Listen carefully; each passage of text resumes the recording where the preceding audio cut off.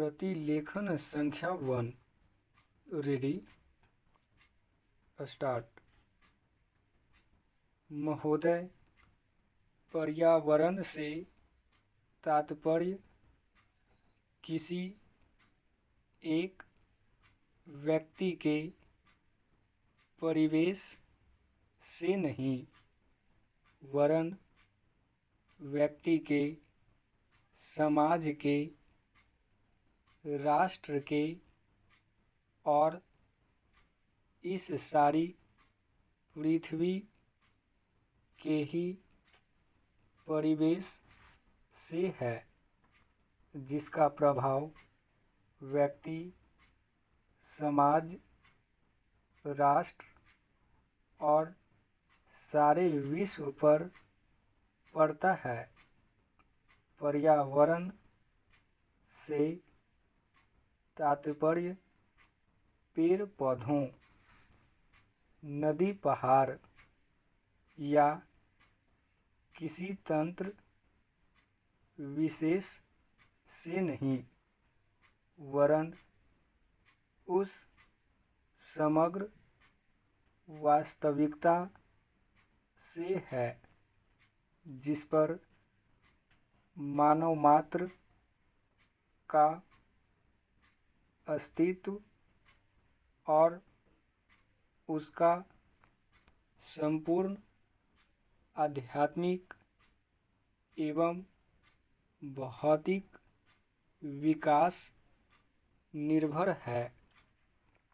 अस्तित्व केवल शारीरिक स्वास्थ्य ही नहीं, मानसिक भी।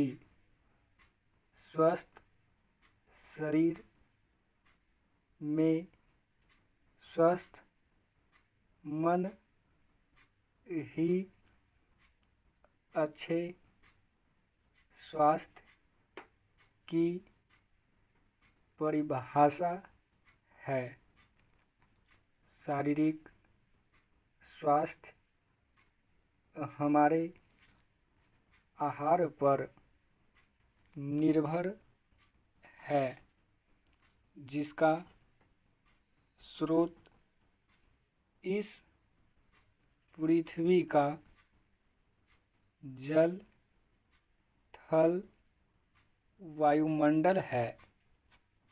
मानसिक स्वास्थ्य भी प्रकारांतर से इन्हीं पर निर्भर है, क्योंकि जैसा खाए अन्न, वैसा बने मन।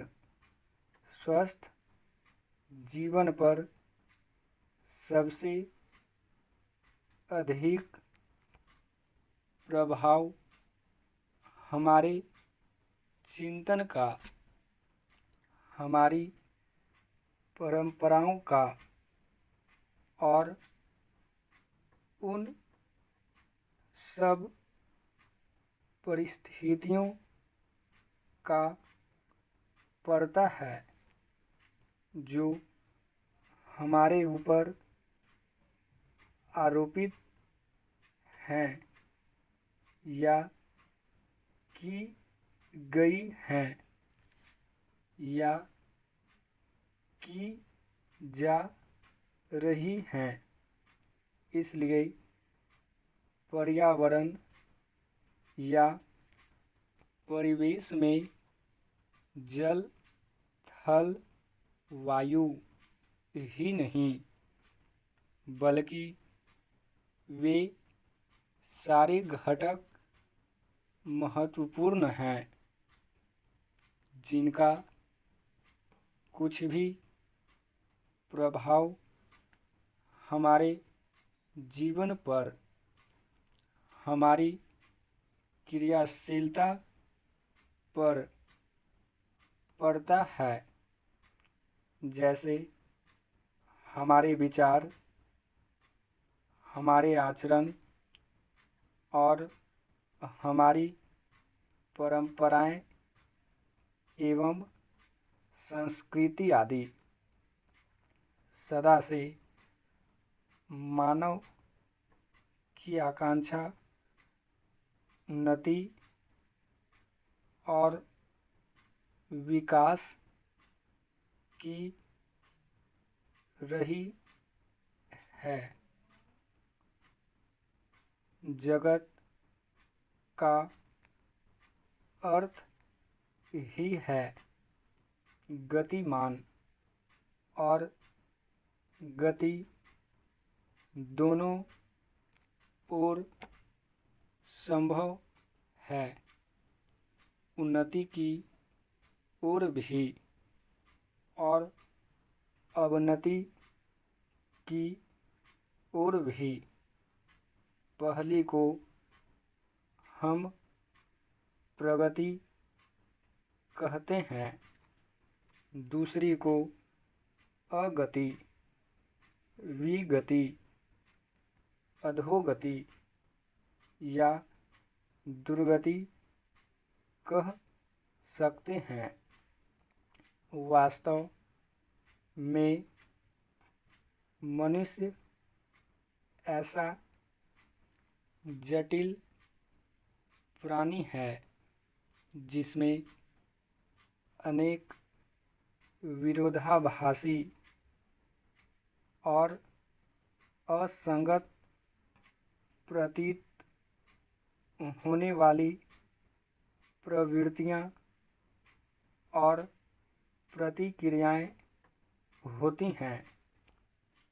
वह कानून और व्यवस्था की मांग करता है, किंतु चलचित्र, दूरदर्शन आदि में स्वतः भिड़की हिंसा या खेलों में युक्तिपूर्वक की गई हिंसा अथवा अनीति से मंत्रमुग्ध भी हो जाता है।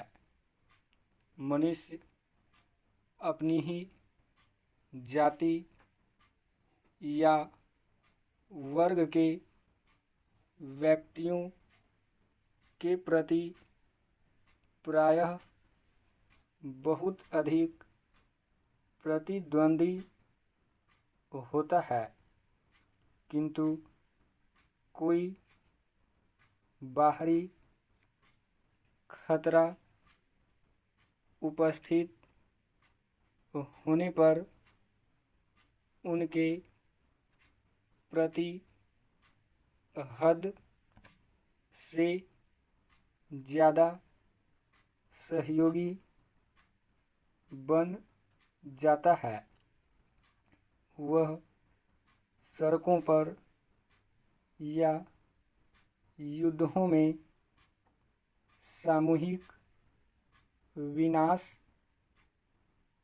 के प्रति उदासीन रहता है, किंतु किसी खान में फंसे हुए एक व्यक्ति या किसी कुएं में गिरे हुए